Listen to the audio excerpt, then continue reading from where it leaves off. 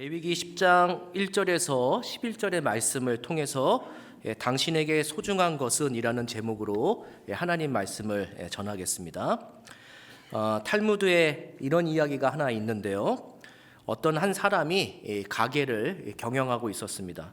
그런데 이 가게는 타의 추종을 불허할 정도로 놀라운 매출을 올리고 있고, 이 가게 때문에 이 사람은 이제 부자가 되었습니다. 그런데 이 가게 주인이 그만 깊은 병에 빠져가지고 죽음을 맞이하는 순간이 찾아옵니다. 이 가게 주인은 그래도 마지막 유언을 남기기 위해서 자기의 자녀들과 아내를 불러서 이야기를 하려고 합니다. 누워서 찾기 시작하는데요. 여보, 당신 어디 있어? 이렇게 찾으니까 저 옆에 있습니다. 이렇게 얘기를 합니다. 그리고 야, 아들아 어디 있느냐 이렇게 얘기하니까 저도 옆에 있어요 이렇게 얘기했습니다. 그리고 야, 딸애는 어디 있느냐 이렇게 물어보니까 아빠 저도 여기 있어요 이렇게 대답을 한 거죠.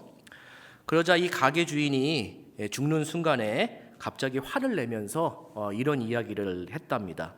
마지막 유언을 남기지 않고 어떤 유언을 했냐면은, 야, 그러면 도대체 그 가게는 누가 지키고 있는 거냐, 이런 이야기를 했답니다. 탈무드에 나오는 약간 우스운 이야기지만 이 이야기는 우리에게 많은 것을 좀 알려주는 것 같습니다. 이 가게의 주인은 죽는 순간까지 자신에게 가장 소중한 것이 무엇냐면은 가게 매출을 통해서 얻는 그 물질이 인생에서 가장 소중했던 거죠. 아마 이 주인은 자신의 삶의 목적과 기쁨을 오로지 가게에서 찾았을 것입니다. 우리에게도 이런 질문을 한번 던져보면은 참 고민거리가 될 것 같습니다. 우리에게 가장 소중한 것은 무엇일까요?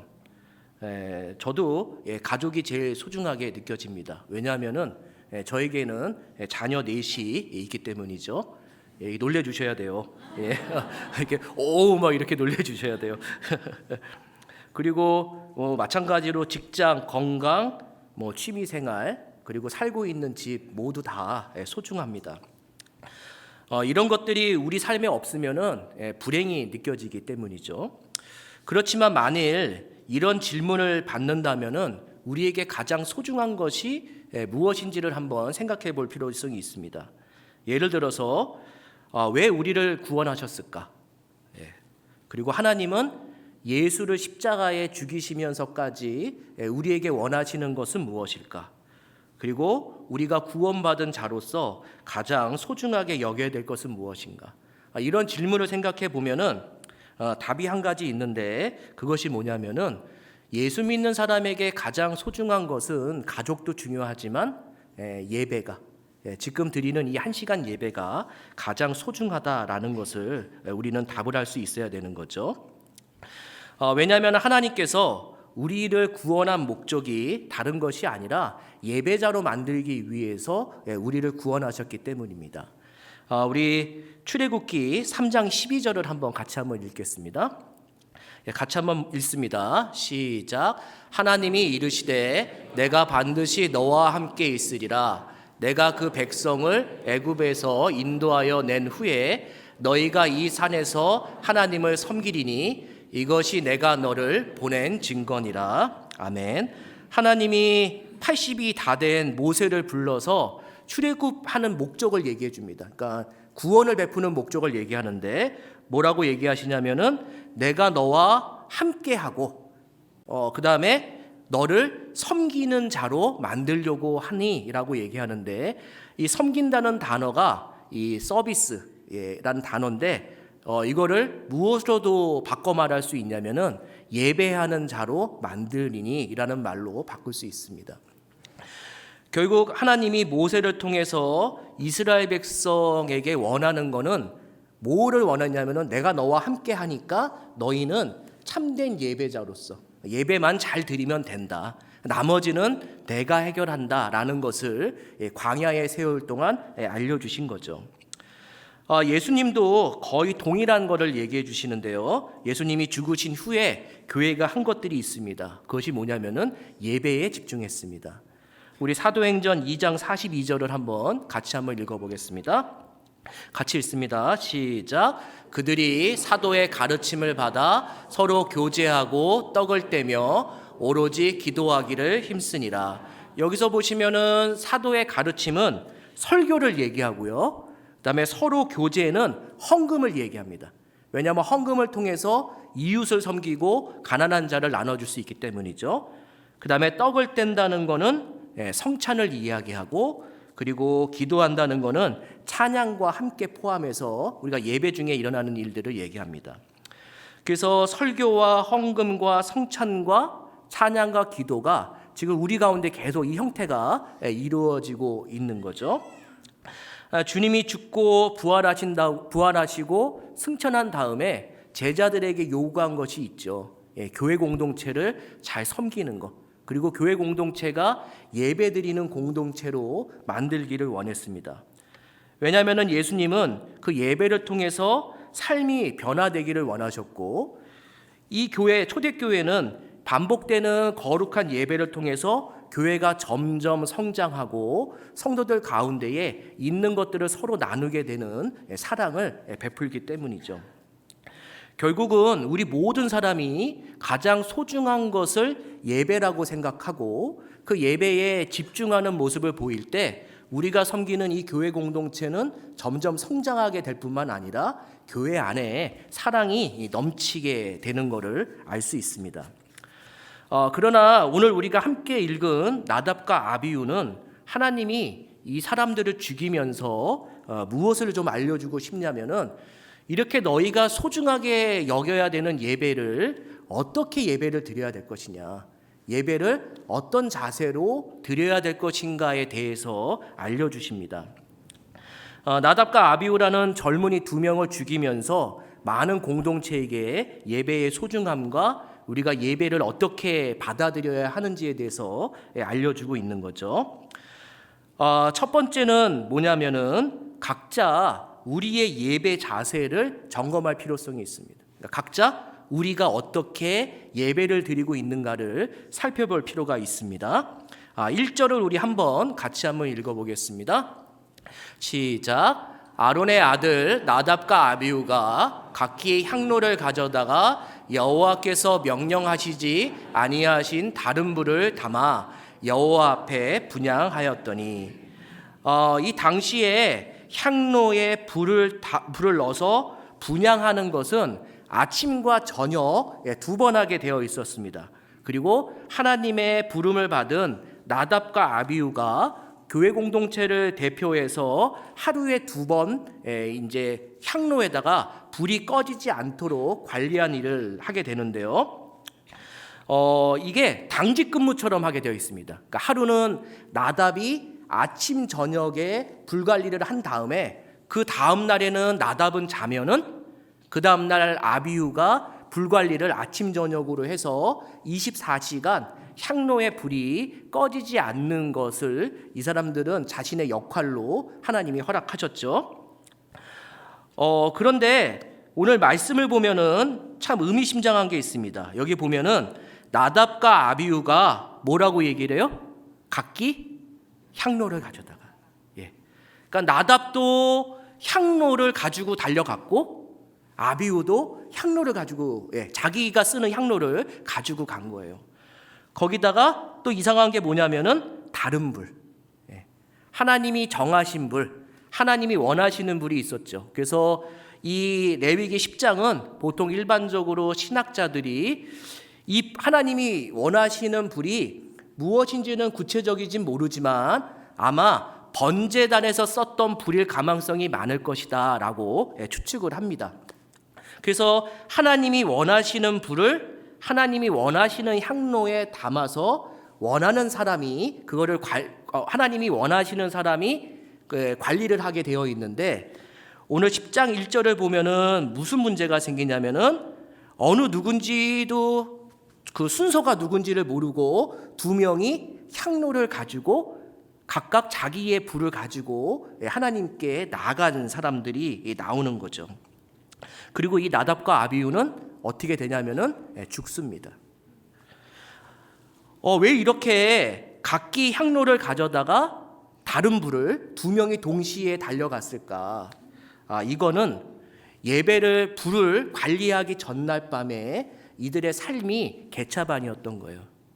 그러니까 이 불을 관리하기 전에 그 전날의 삶이 부주의하게 있었기 때문에 이 불을 관리하는 데에 실패했던 거죠. 이들이 불 관리하기 전에 어떤 일을 했냐면은 우리 그 8절에서 9절을 한번 읽어보면 나오는데요. 자, 8절 9절 한번 같이 읽습니다. 시작.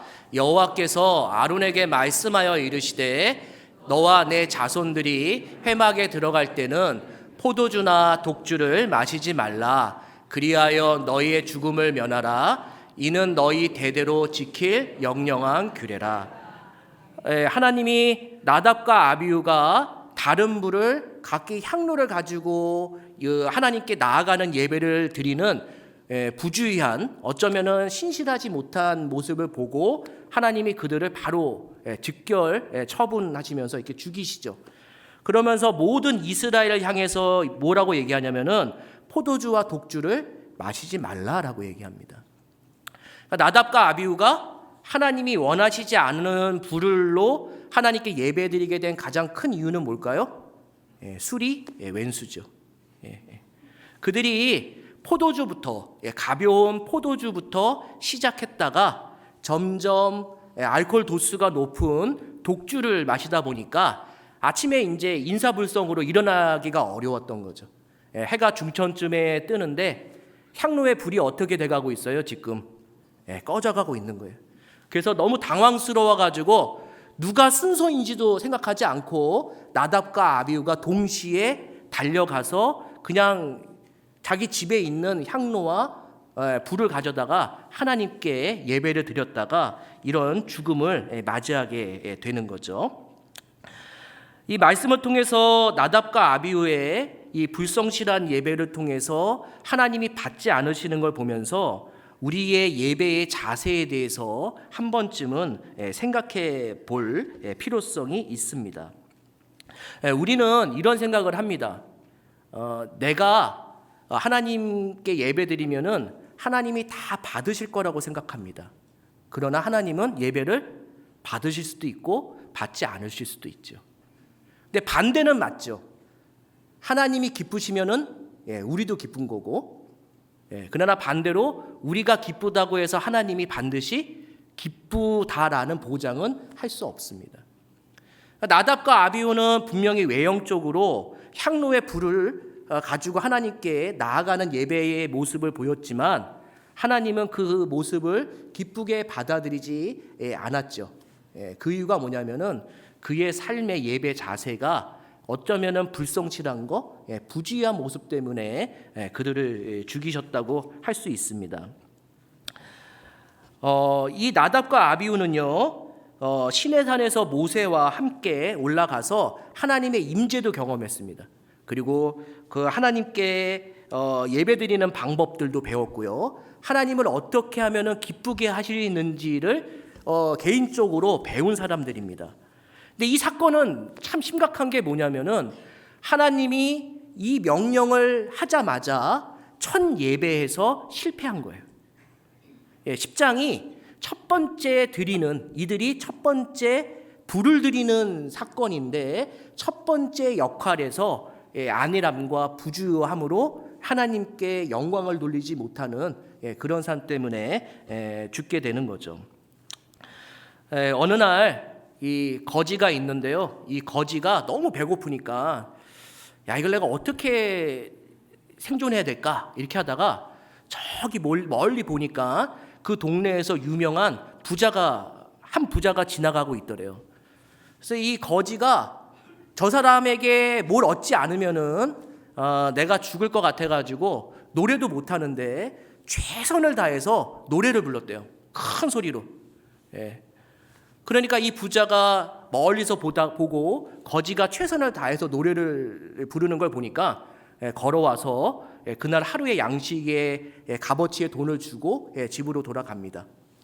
그리고 그 다음 날도 거지가 너무 배고픈데 아니라다니까 어제 적선을 한 부자가 또 지나가는 거예요. 이 사람이 어떻게 했을까요? 노래는 못하지만 최선을 다해서 노래했답니다. 그러니까 그 부자가 다시 와서 돈을 주고 갔대요. 근데 다음 날 거지가 또 보니까 누가 또 지나가요? 부자가 또 지나가더래요. 근데 그날은 거지가 노래를 안 하더래요. 그래서 부자가 너무나 신기해가지고 거지한테 찾아와서 오늘 왜 노래 안 하냐고, 최선을 다해서 왜 노래를 안 하냐고 이렇게 물어보니까 거지가 뭐라고 얘기하냐면은 당신이 나한테 돈을 얼만큼 주는 거에 따라서 내가 노래에 열심과 정성을 다해서 내가 노래를 부르겠다고 이 적반하장의 행동을 했답니다. 그 거지 어떻게 됐을까요? 다시 굶주린 인생을 살게 됐죠. 하나님이 이스라엘을 애굽에서 탈출시키신 가장 큰 이유가 그들이 잘나서가 아니죠. 그들이 불쌍하고 그들이 하나님께 구원해 달라고 소리 질렀기 때문에 10가지 재앙과 홍해를 건너서 그들을 구원하시고 하나님의 백성으로 삼았습니다. 그리고 원하는 건 예배 한번 잘 드리라는 거죠. 근데 이 거지처럼 우리가 어떻게 하나님께 행동을 보이냐면은 하나님이 나한테 해주시는 거 봐서 내가 주일 예배도 좀 섬기고 하나님이 나한테 주시는 것을 조금 봐서 교회 봉사도 좀 하고 하나님이 나한테 어떻게 해주는지에 따라서 나도 이런 식으로 예배 드리겠습니다 라고 마치 거지처럼 우리가 예배 드리고 있는 것이 우리의 모습이라고 할 수 있죠. 우리의 모습은요 나답과 아비후와 별 차이 없습니다. 그들의 불성실한 예배의 모습, 자세, 그리고 우리의 불성실한 예배의 자세 동일한 거죠. 어디 보시냐면은 우리 레위기 8장 6절에서 9절 한번 볼까요? 우리 한번 같이 한번 읽어보겠습니다. 자, 시작. 모세가 아론과 그의 아들들을 데려다가 물로 그들을 씻기고 아론에게 속옷을 입히며 띠를 띠우고 겉옷을 입히며 에봇을 걸쳐 입히고 에봇에 장식띠를 띄워서 에봇을 몸에 메고 흉패를 붙이고 흉패에 우울림과 둘림을 넣고 그의 머리에 관을 씌우고 그 관 위 전면에 금패를 붙이니 곧 거룩한 관이라 여호와께서 모세에게 명령하신 것과 같았더라. 아멘. 하나님은 모세를 통해서 예배를 나아가는 제사장들에게 무엇을 요구하냐면은 너가 예배 드리는 사람이라면은 준비를 해야 된다는 거예요. 그러니까 마치 우리가 뭐냐면은 주일날 예배를 드리면은 어디서부터 준비를 해야 되냐면은 토요일날 저녁부터 준비를 해야 된다는 거죠. 왜냐하면은 토요일날 저녁을 내가 어떻게 살아가느냐에 따라서 주일날 예배에 집중할 수 있고 집중하지 못하는 것이 결정됐기 때문입니다. 옛날에 우리 그 어머님 세대들 교회에 오실 때 참 먹고 살기 힘들었는데 주일 전날에 하셨던 것이 있어요. 뭐냐면은 이 꼬깃꼬깃한 이 지폐를 다리 위로 펴요. 이렇게 주일날 그 돈을 드리려고요. 그리고 새 옷은 아니지만 주일날 입고 가려고 옷걸이에다 걸어놓는, 깨끗하게 걸어놓는 모습들이 어머니 세대의 예배의 모습이었습니다. 물론 그런 형식이 거룩함을 만들어내진 않습니다. 그러나 그런 거룩한 자세가 하나님을 어떻게 바라보고 있는지에 대해서는 청사진처럼 보이는 거죠. 근데 우리는 참 어려운 게 토요일날 잠을 자고 주일날 이불 속에서 있는 그대로 싹 나와요. 이불이 동굴처럼 되죠. 이렇게. 그리고 나와서 다시 예배를 드리고 다시 옷을 벗고 어떻게 해요? 이불 동굴로 다시 들어가죠. 다 피곤한 건 다 알지만 우리의 삶의 예배가 정말 어떻게 이루어지고 있는지를 적나라하게 드러냅니다. 어떤 한 목사님이 주일날 새벽 기도를 이렇게 끝나고 집으로 걸어가고 있는데 어떤 남자 집사님이 열심히 막 조깅을 하고 있더래요, 새벽에. 이제 처음 발견한 거죠. 그래서 저분이 왜 주일날 저렇게 조깅하고 있을까? 근데 그 다음날 주일에도 그 집사님이 열심히 막 뛰고 있더래요. 그 다음 날도 또 뛰고 있고 그 다음 주일도. 그래서 너무 궁금해가지고 이 담임 목사님이 그 집사님께 뛰고 있는 집사님을 이렇게 불러다가 물어봤대요. 왜 교회 뛰시냐고. 그러니까 그 집사님이 너무 부끄럽게 뭐라고 얘기하냐면은 회사 일이 너무 바빠가지고 토요일까지 민망한데 자기 그 회사의 거래처하고 밤새도록 술을 마시니까 술을 마시고 토요일날 밤이나 주일날 새벽에 들어온다는 거예요. 그런데 이 술 냄새가 나는 상태로 성가대를 쓰면은 성가대에 있는 사람들한테도 민망하고 자기 자신도 어떻게 돼요? 하나님께 부끄럽고 그래가지고 이 땀으로 알코올 냄새를 빼려고 열심히 막 뛰었다는 거죠. 물론 술을 마셨다는 게 잘한 거 아니에요, 맞죠? 그러나 이분은 정신은 살아 있습니다. 정신은 살아 있는 거죠. 내가 주일날 어떤 예배 자세로 하나님께 나아가야 되는 건지에 대한 정신 자세는 여전히 살아 있는 거죠. 그러니까 부끄러워도 어떻게 하세요? 땀을 내서 열심히 땀을 내서 알코올을 빼고 주일날 봉사하시는 분이었더래요. 이분 훌륭한 분입니다. 술을 안 마시고 성가대 쓰면은 더 훌륭한 분이지만 그렇게 하시면서 성가대를 지키시는 분도 훌륭한 분이시죠. 우리의 삶이 그래요. 제가 우리 그 남자분들 다 보셨죠? 호주, 한국 너무 갈등이 되는 거예요. 12시 반이잖아요.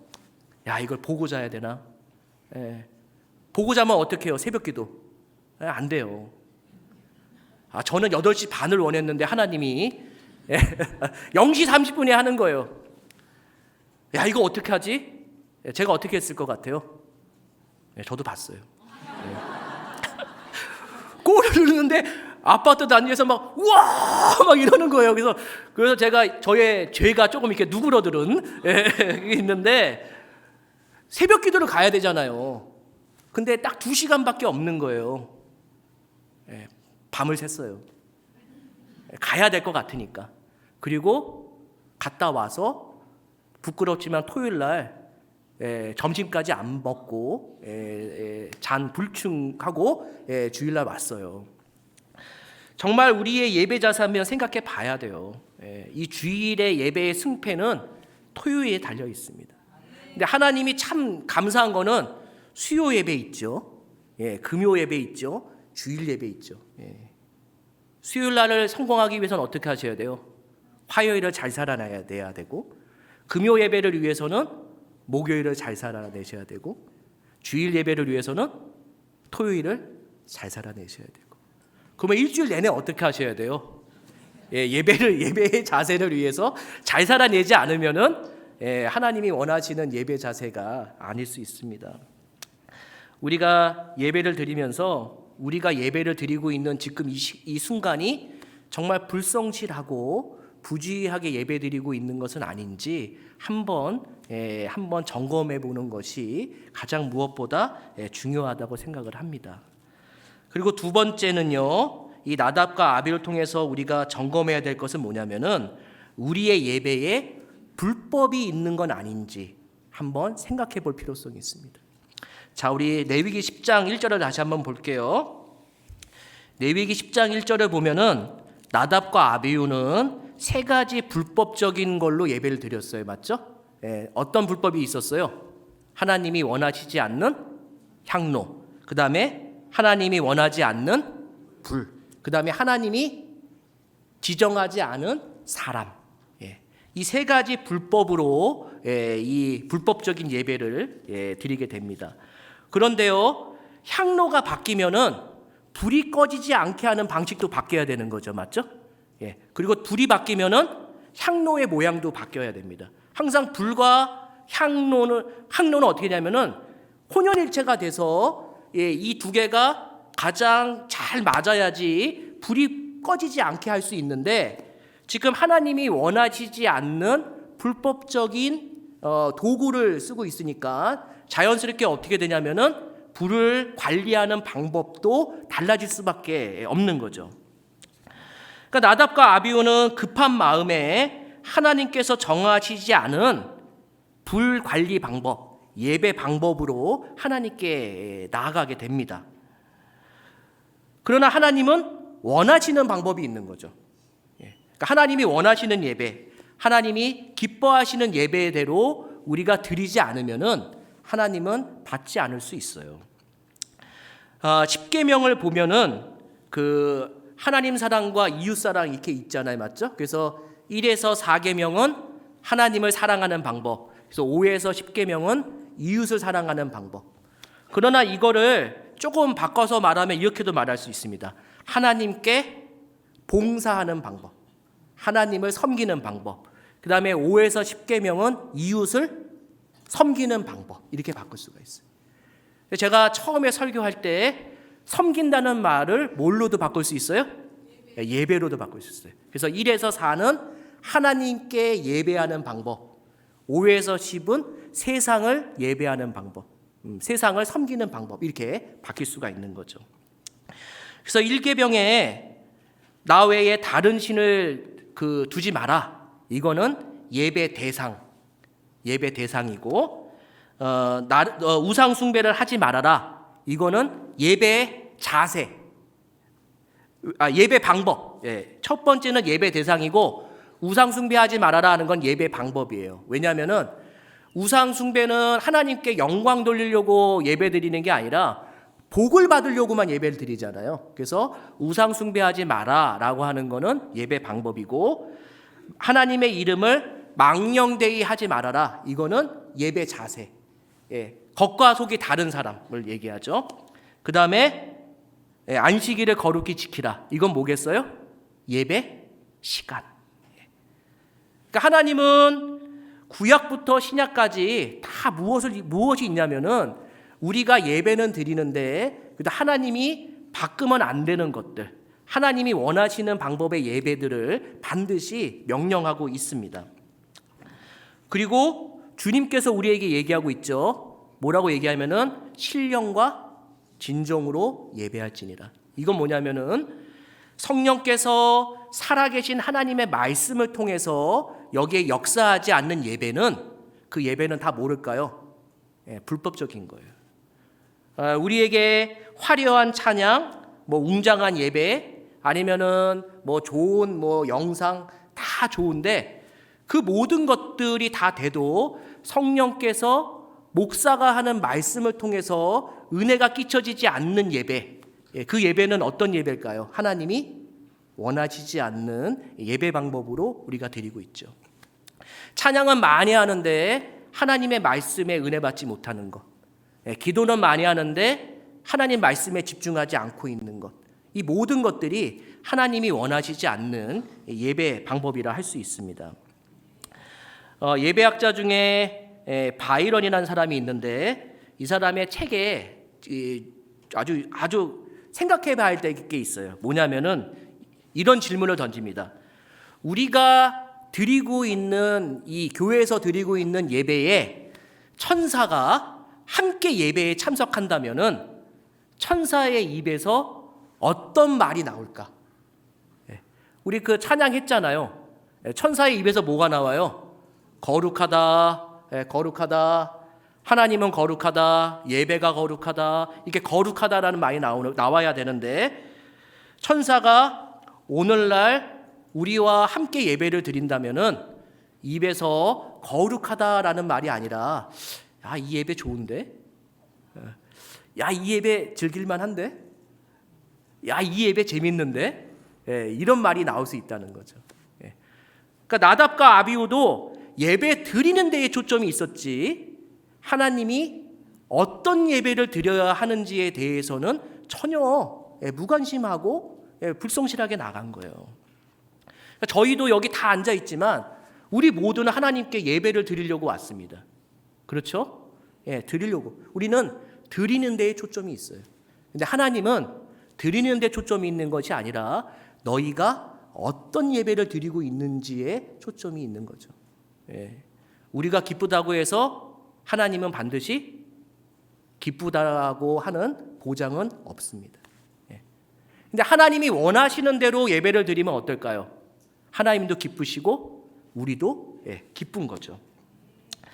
분명히 예배 형태는 달라질 수밖에 없습니다. 왜냐하면 세월에 따라서 예배 형태가 바뀌니까요.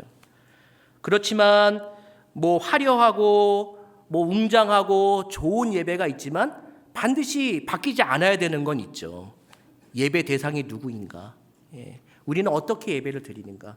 언제 예배를 드리는가? 그리고 우리가 힘써 예배를 드리고 있는가? 이거는 예수님 재림할 때까지 절대로 바뀌지 않는 예배 방법입니다. 예배는 예배다워야 합니다. 하나님이 원하시는 예배 방법대로 드리지 않으면은 그건 불충이에요. 나답과 아비후가 다른 불로 나아간 거는 불순종이죠.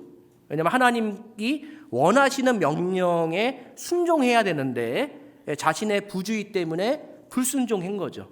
그러니까 나답과 아비후는 억울하지 않아요. 죽을 만한 거예요.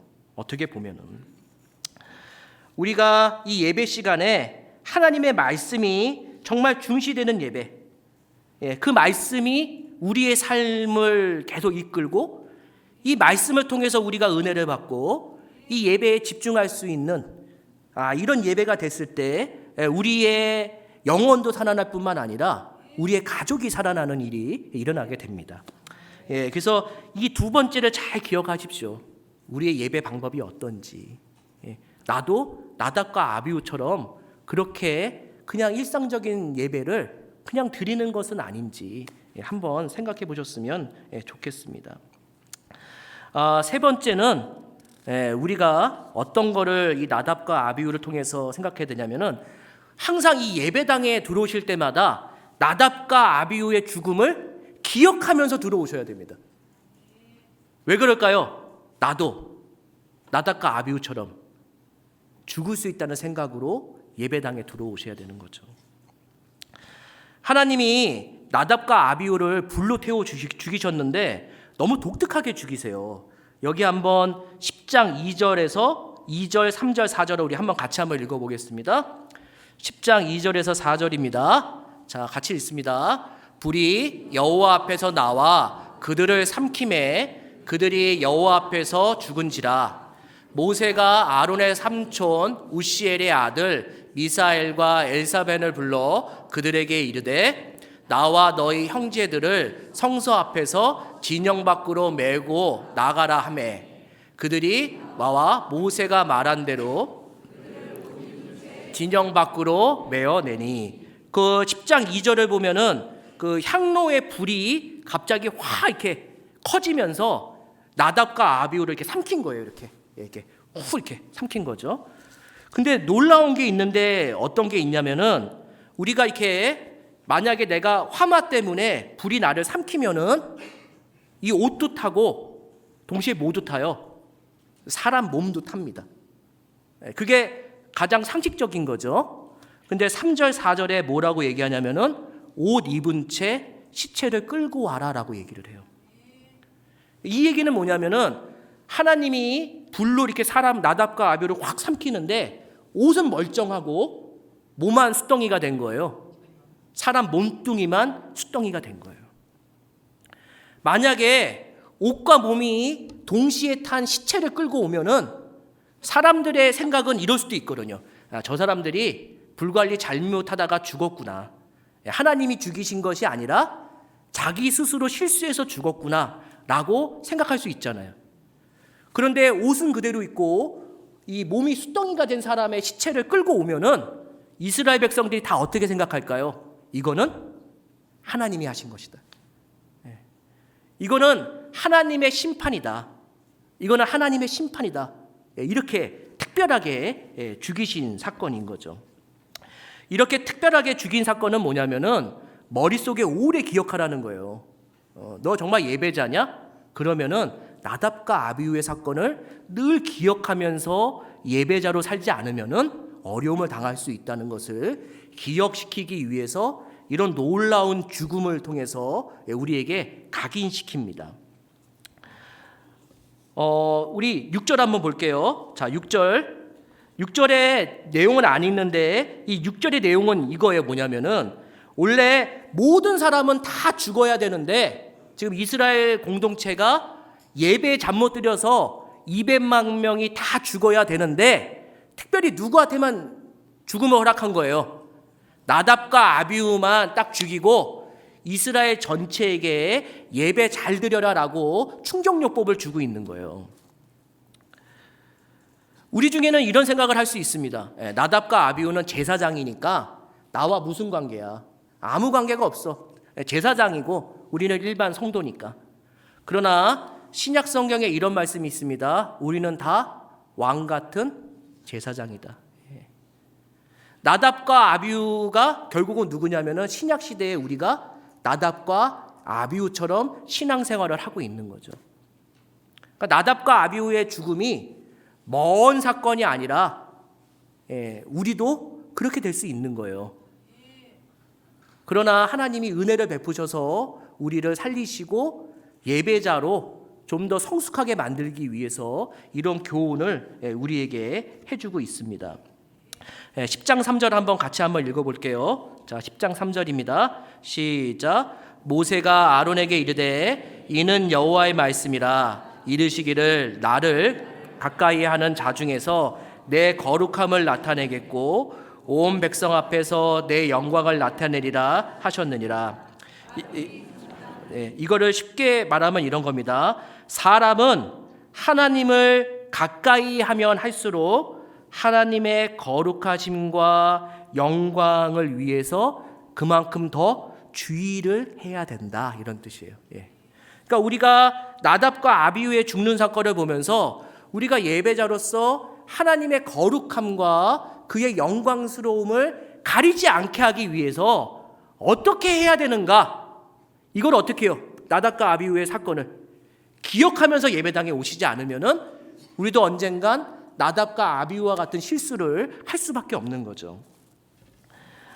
하나님은 이 나답과 아비후의 죽음을 반드시 기억시키기 위해서 레위기만 이 사건을 기록하지 않았습니다. 어디도 있냐면은 민수기에도 이 사건을 똑같이 기록하고 있어요. 자, 민수기 3장 4절 한번 읽어볼게요. 같이 읽습니다. 시작. 나답과 아비후는 시내 광야에서 여호와 앞에 다른 불을 들이다가 여호와 앞에서 죽어 자식이 없었으며 엘르아살과 이다말이 그의 아버지 아론 앞에서 제사장의 직분을 하였더라. 자, 민수기 26장 61절. 자, 같이 한번 읽을게요. 시작. 나답과 아비후는 다른 불을 여호와 앞에 들이다가 죽었더라. 여기 보시면은 지금 우리가 레위기 10장을 읽었잖아요. 맞죠? 이 레위기는 누구를 위해서 기록한 거예요? 출애굽 1세대들을 위해서. 홍해를 기적같이 건너서 구원받은 백성에게 하나님은 너희는 예배자다. 예배자로 만들 것이다 라는 것을 알려주기 위해서 레위기를 기록했어요. 방금 읽은 민수기는 누구를 위해서 기록한 거예요? 출애굽 2세대들을 위해서. 아버지 세대가 다 죽고 광야에 40년을 돌면서 이 사건 하나를 2번 기록한 거예요. 놀라운 거죠. 너희가 광야 40년을 돌 때 도는 이유는 딱 한 가지라는 거예요. 예배자로 만들기 위해서. 하나님이 너와 함께하면서 너가 예배 잘 드리는 사람으로 만들기 위해서 광야에 40년을 돌게 하신 거죠. 그러면서 민수기에 2번 기록하면서 나답과 아비후를 기억해라 라고 얘기하는 겁니다. 성경에 한 번 더 있습니다. 역대상 24장 2절입니다. 자, 같이 한번 읽습니다. 시작. 나답과 아비후가 그들의 아버지보다 먼저 죽고 그들에게 아들이 없으므로 엘르아살과 이다멜이 제사장의 직분을 행하였더라. 아멘. 이 역대상은 바벨론 포로로 잡혀 있다가 하나님의 은혜로 예루살렘에 돌아와서 이스라엘의 역사를 다시 쓴 거예요. 이스라엘의 역사에서 쓸 게 얼마나 많아요. 맞죠? 광야 40년, 왕 열왕기 기간, 바벨론 포로 기간, 엄청난 기간 동안 쓸 내용이 많은데 그중에 잊지 않고 쓴 내용이 있는 거예요. 그게 뭘까요? 나답과 아비후의 사건이에요. 이들은 이거를 기억에 남기면서 바벨론 포로에서 하나님의 은혜로 예루살렘에 돌아온 자신의 자손들에게 무엇을 남기고 싶었냐면은, 우리가 왜 잘 먹고 잘 살다가 바벨론 포로에 70년이라는 험난한 세월을 보냈을까? 답은 한 가지였던 거예요. 예배를 똑바로 못 드렸기 때문에. 구약 전체에서 이스라엘 출애굽 1세대, 출애굽 2세대, 바벨론 포로에서 돌아오는 모든 세대에 이게 이 한 사건이 4번 연속으로 나와서 기록된 거는 많이 없어요. 아주 독특한 건데, 이 나답과 아비후를 이스라엘의 역사에서 절대로 지워지지 않게 각인시키는 거예요. 나답과 아비후 그러면 딱 뭐예요? 예배 실패한 사람. 나답과 아비후를 기억하면서 우리가 해야 될 일, 예배 잘 드리는 사람. 하나님이 원하시는 예배대로 내가 내 자신이 예배자로 잘 드리는 것, 이거를 기억시키기 위해서 계속 반복적으로 나답과 아비후가 죽었다, 나답과 아비후가 죽었다를 성경 66권에서 그중에 39권에서 이 4번을 반복하게 만들어서 우리에게 지워지지 않게 기억시키고 있는 거죠. 다음 주에 예배당을 들어오실 때 머릿속에 무엇을 기억해 하셔야 돼요? 나답과 아비후요. 나답과 아비후의 죽음 사건 한 번만 기억하고 예배당에 들어오셔도요, 우리는 어떻게 하면 신실하게 하나님께 예배드릴 수 있을까를 고민하고 앉으실 거예요. 잘못하다가 나도 나답과 아비후처럼 볼상사나운 일을 당할 수도 있기 때문이죠. 제가 얘기 한 가지만 하고 마칠게요. 요 이제 구정이 다가오잖아요, 맞죠? 제가 구정이 다가오면은 늘 이게 지워버리고 싶은 생각이 있는데 이걸 못 지워요. 그게 뭐냐면은 우리 어머님께 용돈 드리는 거예요. 구약이란다. 구정에 항상 부모님께 용돈 드리잖아요, 맞죠? 근데 이제 저희 와이프가 부산 사람이어가지고 장인 장모님이 이제 부산에 계시거든요. 장인 장모님이 예수를 안 믿으세요. 근데 사위를 목사로 얻는 대단한 분이신데 모르겠어요. 어떻게 저를 허락하셨는지. 근데 아직까지 예수를 안 믿으세요. 구정 때가 되면은 항상 어떻게 하냐면은 부산에 용돈, 그다음에 우리 어머니께 용돈 이렇게 똑같이 이게 싸우지 않게 똑같이 드리는데, 한 2년 전인가 3년 전에 목사가 이러면 안 되는데 통장에 잔고가 바닥을 보이기 시작한 거예요. 저도 마찬가지입니다. 저도 신학교 교수인데 월급 통장에 월급은 스쳤다 지나갑니다. 이런 데서 은혜를 받으시는군요. 저도 스쳤다 지나가요. 근데 그 연도에는 너무 빨리 지나가 버렸어요. 그래가지고 이게 제가 순간 이 잔머리를 막 굴렸어요. 부산에 계신 장모님, 장인어른에게는 현금, 이러면 안 되는데, 저의 마음을 이해할 것 같은 어머니, 아버지 소천하셨거든요. 어머니한테는 현금이 아니라 멀티비타민, 이렇게, 이제 그래서 저만 나쁜 놈이죠. 그래서 잘 끝났는지 알았어요. 근데 구정이 끝나고 그날 다음날 저녁에 저희 어머니가 저희 와이프한테 전화를 한 거예요. 야, 집에 비타민은 쌓여가는데 비타민은 목에 안 넘어가고 뭐 이런 얘기를 막 하시는 거예요. 그래서 제가 재빨리 통장으로 현금으로 입금시켜드렸어요. 그리고 제가 어머님께 전화드렸어요. 어머님 그 통장 확인 안 해보셨죠? 어머니한테 깜짝 이벤트로 알려드리기 위해서 현금을 넣어드렸습니다. 이렇게 했어요. 다 아시잖아요, 맞죠? 어머님이 원하시는 것도 현금, 부산 장모님, 장인어른이 원하는 것도 현금. 현금이 가장 편한 건데 저 딴에는 뭔가를 한번 꾀를 부리다가 돈은 이중으로 나가게 된 그런 일이 발생했습니다. 근데 그런 거죠.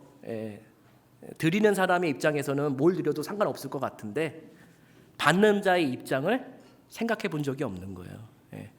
받는 자가 기뻐해야지 그게 가치 있는 선물이 되거든요. 근데 받는 사람이 어떤 선물, 어떤 것을 받고 싶어 하는지를 저는 아는데도 뭐를 드렸어요? 멀티비타민을 드렸어요. 우리 모두는 알아요. 하나님이 어떤 예배를 원하시는지, 그리고 어떻게 예배를 드려야 되는지도 우리는 다 알아요. 아는데 우리는 나답과 아비후처럼 행동하고 있을 뿐입니다. 우리가 예배를 받으시는 하나님의 입장에서 한 번쯤 생각해 보시고 예배에 참석하셨으면 좋겠습니다. 정말 나답과 아비후의 교훈을 반면교사로 삼으셔서 우리가 정말 믿음 있는 사람, 신실한 사람으로 예배를 드릴 때 우리 가운데에 복을 누리는 사람들이 많아질 거라고 믿습니다. 기도하고 마치겠습니다.